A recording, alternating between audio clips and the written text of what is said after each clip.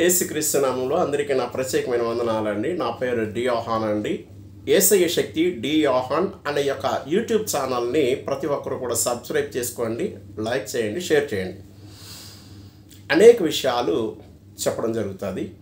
అయితే ఈరోజు 10 నిమిషాలు ఈ వీడియో ప్రతి ఒక్కరు కూడా ఆఖరి వరకు చూడడానికి ప్రయత్నం చేయండి.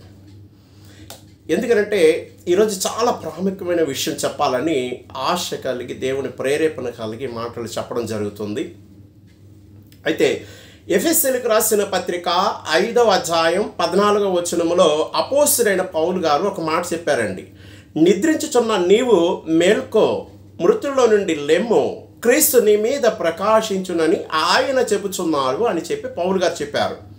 ఆ తర్వాత వచనాలకు వచ్చేటప్పటికి దినములు చెడ్డవి గనక సమయంలో సద్వినియోగపరుచుకొనండి, అజ్ఞానం వలె కాక జ్ఞానం వలె జీవించండి, క్రీస్తుని గురించి పాటలు పాడుకొనండి, ఆత్మ సంబంధులుగా ఉండండి, పరిపూర్ణులుగా ఉండండి, మీరు కృతజ్ఞతాస్తుతులు చెల్లించండి, ఒకరికొకరు లోబడి ఉండండి అని చెప్పేసి ఆ 21వ వచనం వరకు కూడా పౌలు గారు మంచి స్పష్టంగా చాలా ప్రాముఖ్యమైన మాటలు చెప్పారండి. ఎందుకంటే ఆ ఎఫెసీ సంఘంలో జరుగుతున్నటువంటి సంఘటనలు బట్టి అక్కడ ఆయన చెప్పడం జరిగింది. ఆ ఎఫెసీలో ఉన్నటువంటి ఆ పరిస్థితులు చూసి ఆయన తిరిగిన స్థలాల్లో అనేక స్థలాల్లో దేవుడు పౌలు గారికి చెప్పినటువంటి ఆ మాట అది ఆయన అక్కడ చెప్పడం జరిగింది. 2000 సంవత్సరాల నుంచి కూడా అదే జరుగుతుంది. ఇప్పటి వరకు కూడానండి సంఘాలు ఇప్పుడు ఈ రోజు వరకు కూడా.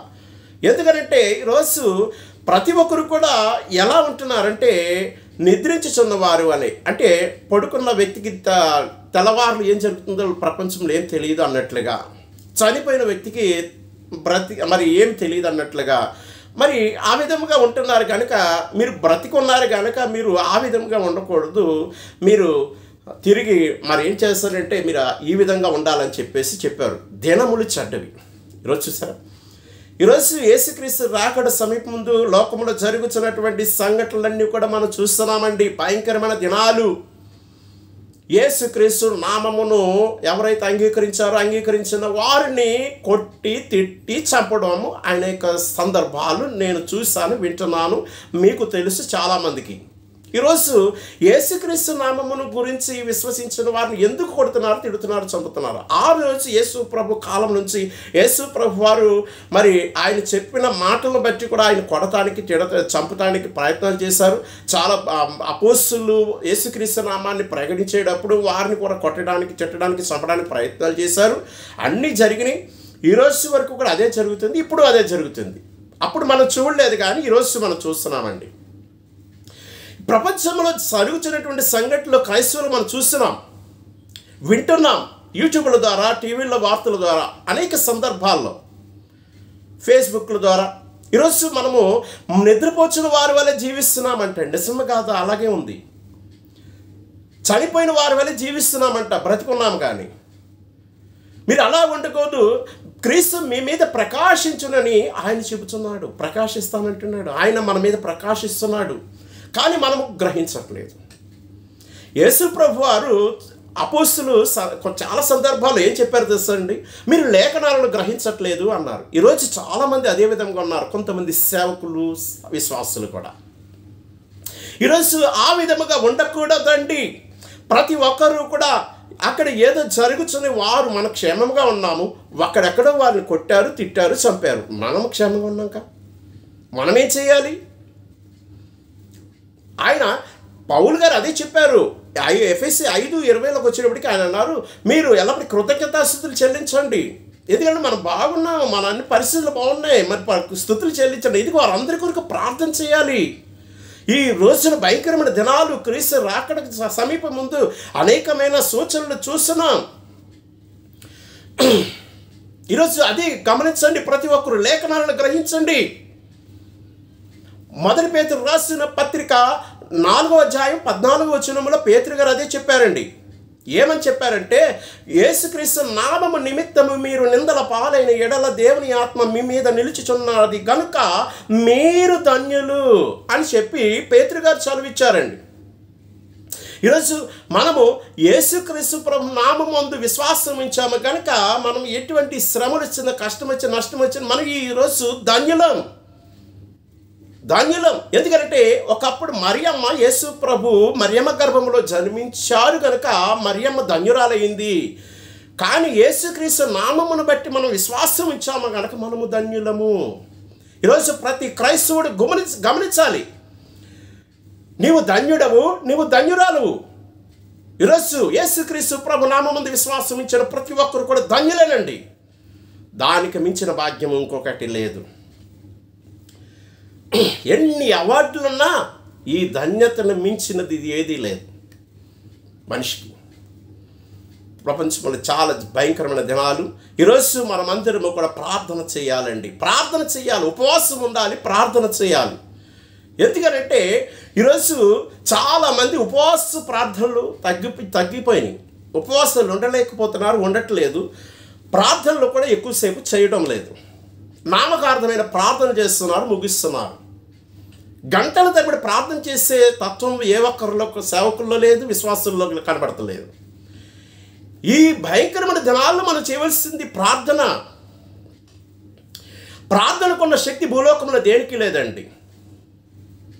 ఎందుకంటే ప్రార్థన చేసినట్లయితే మన ప్రార్థన దేవుడు ఆలకిస్తాడు కనుక, మనం క్షేమంగా ఉన్నాము కనుక మనం ప్రార్థన చేయాలి. ఈరోజు ప్రతి ఒక్కరూ కూడా అందుకే ఆయన ప్రకాశించుచున్నాడు. యేసయ్య మన మీద ప్రకాశించుచున్నాడు కనుక ఆ విషయాన్ని గుర్తించి గ్రహిస్తే మనము నిజంగా ప్రార్థన చేస్తాం. అప్పుడు మనకు భయం కలిగి జీవించగలుగుతాం, భక్తి కలిగి జీవించగలుగుతాం. ఈరోజు యేసుక్రీస్తు నామమును అంగీకరించిన వారు చాలా శ్రమలు వస్తున్నాయండి. యేసు ప్రభుని నమ్ముకుంటే శ్రమలు చేస్తున్నాయి, భయంకరమైన శ్రమ లోకంలో. వారు కొడుతున్నారు, తిడుతున్నారు, చంపుతున్నారు యేసు ప్రభుని నమ్ముకున్నందుకు. అనేక మంది హతసాక్షులు అయిపోతున్నారండి. నిజముగా బైబిల్లో జరిగింది, ఆ రోజు మొదటి శతాబ్దంలో జరిగిన సంఘటనలు మనము బైబిల్లో చదువుకున్నాం, ఈరోజు చూస్తున్నాం, జరుగుతున్నాయి. ఇది సత్యం. బైబిల్ నిజముగా యథార్థమైనది, సత్యమైనది, పరిశుద్ధమైనది. అందులో ఉన్నటువంటి దేవుడు పరిశుద్ధుడైన దేవుడు. యేసుక్రీస్తు ప్రభు నిజమైన దేవుడు, సర్వ సృష్టికర్త అయిన దేవుడు, సర్వాధికారి అయిన దేవుడు. సర్వమును ఆయన సజీవుడిగా జీవించుతున్నవాడు. ఒకప్పుడు యేసు ప్రభు నామమును అంటే నేను ఇష్టపడేవాడిని కాదండి. సావుకుని తిట్టిన రోజులు ఉన్నాయి. ఒకప్పుడు యేసు ప్రభుని నమ్ముకోకుండా, నమ్మిన తర్వాత యేసుక్రీస్తునందు విశ్వాసం ఇచ్చిన తర్వాత కొంతకాలము నేను కూడా ఈ క్రీస్తుకు వ్యతిరేకమైన క్రియలు చేశాను. అప్పుడు ఆ క్రియలు బట్టి నేను క్రీస్తును కూడా వదిలిపెట్టే సందర్భాల్లోకి వెళ్ళాను. కానీ దేవుడు నన్ను విడిచిపెట్టలేదు. దేవుడు అనేక సందర్భాల్లో నాతో మాట్లాడుతూ నేను కావాలని చెప్పి దేవుడు కోరుకుంటున్నాడు. తెలుసండి, అది మీకు తెలియదు. ఎందుకంటే దేవుని యొక్క దర్శనముని కలిగి చూసిన వాడను, దేవుని పిలుపు కలిగి ఉన్నాను కనుక దేవుని చేత అభిషేకం పొందండి, మనుషుల చేత కాదండి. కనుక నాకు తెలుసు, ఎందుకంటే ఆ జీవము కలిగిన దేవుడు ఎంత గొప్ప దేవుడో నాకు తెలుసు. నేను దర్శనం కలిగి ఉన్నాను. ఈరోజు చాలామంది ప్రభు దర్శనమును గురించి, పిలుపును గురించి ప్రతి ఒక్కరూ కూడా మరి కలిగి జీవించాలని నేను కూడా కోరుకుంటున్నాను. ఎందుకంటే విశ్వాసములో పడిపోతున్న వారు, నా దర్శనం పిలిపి ఏంటంటే పడిపోతున్న వారందరిని మరలా నేను నిలబెట్టాలి విశ్వాసంతో, వాళ్ళ విశ్వాసాన్ని. ఎందుకంటే ఈరోజు దేవుడు నాకు ఆ దర్శనం ఇచ్చాడు. నేను అనేక స్థలాల్లో దేవుడు నన్ను వాడుకున్నాడు. అనేక మంది రోగులు స్వస్థపడ్డారు, దయ్యాల నుంచి విడుదల పొందారు. అసలు అనేక మంది వాక్యం ద్వారా బలపడిన వారు ఉన్నారు. అసలు మరి చాలామంది చాలా సందర్భాలు నాకు గొప్ప సాక్ష్యాలు ఉన్నాయి. రానున్న దినాల్లో దేవుడు గొప్పగా వాడుకోబోతున్నానని మాట ఇచ్చిన సందర్భాన్ని, ఆయన ఇచ్చిన మాటను బట్టి నేను చెప్తున్నాను. ఈరోజు ప్రతి ఒక్కరు కూడా గమనించండి, నామకార్థమైన క్రైస్తత్వమును విడిచిపెట్టండి. పరిపూర్ణమైన విశ్వాసముతో జీవించడానికి ప్రయత్నం చేయండి. ఎందుకంటే ఆయన పరిపూర్ణుడు కనుక మనము కూడా పరిపూర్ణులుగా ఉండాలని యేసు ప్రభు చెప్పిన మాట. ఆయన యందు విశ్వాసం ఉంచినటువంటి మనము పరిపూర్ణంగా మార్చబడాలి. ఈరోజు ఎఫెసీ సంఘంలో ఉన్న వారి వల్లే మనము ఆ విధంగా జీవించకూడదు. యేసుక్రీస్తు ప్రభు దగ్గరికి రాకముందు మనం జీవించిన జీవితము క్రీస్తు యొద్దకు వచ్చిన తర్వాత అదే జీవితాన్ని కొనసాగించినట్లయితే అది ప్రయోజనకరమైనది కాదు. ఇప్పుడు శరీర సంబంధులుగా జీవించాము క్రీస్తు యొద్దకు రాకముందు వరకు ఎన్ని విధాలుగా అయినా సరే. ఇప్పుడు ఆత్మ సంబంధులుగా జీవించాలి, ఆత్మానుసారముగా జీవించాలి. దేవుని యొక్క ఆత్మతో నడిపించబడాలి, దేవుని యొక్క ఆత్మ సంబంధులుగా జీవించాలి. అందుకే మనం శరీరానుసారంగా కాదు, ఆత్మానుసారంగా జీవించడం నేర్చుకోవాలి. ఎందుకంటే అప్పుడు మాత్రమే ఆయన ప్రసన్నత మన మీద ఉన్నది అని మనం గుర్తించి గ్రహించినప్పుడు, మనము దేవుని యందు భక్తి కలిగి జీవించినప్పుడు మాత్రమే అది సాధ్యమవుతుందండి. ప్రతి ఒక్కరు గమనించండి. ఎందుకంటే ఈరోజు యేసుక్రీస్తు ప్రభు విషయంలో ప్రతి ఒక్కరూ కూడా చాలా భయం కలిగి భక్తి కలిగి జీవించాలి. మనందరం ఏం చేయాలంటే ప్రార్థన చేయాలి, ఉపవాసం ఉండి ప్రార్థన చేసే ప్రతి ఒక్కరూ కూడా పరిపూర్ణంగా చేయండి, విశ్వాసంతో చేయండి, యథార్థంగా చేయండి. ప్రతి ఒక్కరూ కూడా మరి సంపూర్ణంగా మరి ప్రార్థనా జీవితం. ఈరోజు గంటల తరబడి ప్రార్థన చేసేవారు దేవుడికి కావాలండి. నామకార్థమైన ప్రార్థనలు తూతు మంత్రాల చేతితో చేసే ప్రార్థనలు కాదు, 1 2 నిమిషాలు 3 నిమిషాలు 5 నిమిషాలు ప్రార్థనలు కాదు. తెలియదు చాలామందికి ప్రార్థనలో ఉన్న శక్తి ఏంటో తెలియదు. నాకు తెలుసు అండి, నేను చూసాను, ఆ రుచి ఏంటో నాకు తెలుసు. నేను చేసే ప్రార్థన గంటల తరబడి ప్రార్థనలు.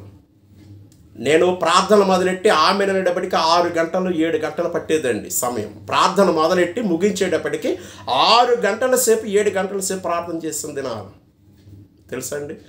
నేను ప్రతిరోజు ఉదయం 10 గంట, సాయంత్రం గంట ప్రార్థనలు అవి. నేను ఎక్కడికి వెళ్ళి నాకు వెళ్ళే మార్గంలో కూడా ప్రార్థనలు జరుగుతూనే ఉంటాయి. ఎందుకంటే చాలా ఆత్మ సంబంధులుగా మనము జీవించాలని దేవుడు కోరుకుంటున్నాడు. ఈరోజు ఏంటంటే క్రైస్తవులు విశ్వాసము బలపడాలని నేను ఈ మాటలు చెప్తున్నాను తప్ప ఎవరిని కించపరిచే మాటలు నేను చెప్పట్లేదండి. గమనించాలి, ప్రతి ఒక్కరు కూడా బలపడాలి క్రీస్తులో. క్రీస్తు ప్రకాశముతో వారు నింపబడాలి. ప్రతి ఒక్కరు కూడా క్రీస్తు ఆత్మ చేత నడిపించబడాలి. క్రీస్తు ఆత్మానుసారమైన సంబంధులుగా మరి మనము జీవించే విధంగా ఉండాలని ఈరోజు నేను మాటలు చెప్పడం జరిగిందని కొద్దిగా ఎవరైనా సరే మరి తప్పుగా భావించవద్దండి. ఇది మనము విశ్వాసంతో తీసుకుంటే ఆ మాటలు మీ విశ్వాసం బలపడిపోద్ది. దేవునికి స్తోత్రం. ఈ మాటలు దేవుడి మాటలు మరి బట్టి ప్రతి ఒక్కరూ కూడా గమనించండి, ప్రార్థన మట్టికి చేయండి. లోకం చాలా భయంకరమైన దినాలు, మనందరము కూడా ప్రార్థన చేయాలి. ప్రార్థనలో ఉన్న శక్తి దేనికి లేదు, ప్రపంచంలో అణుబాంబు కూడా లేదు. ఒక అణుబాంబు వల్ల కొన్ని లక్షల మంది చనిపోతారు. మనం చేసే ప్రార్థన ద్వారా కొన్ని లక్షల మంది రక్షింపబడతారండి. అందుకే ఈ మాటలు చెప్పడం జరిగింది. ఆమేన్. వందనాలండి.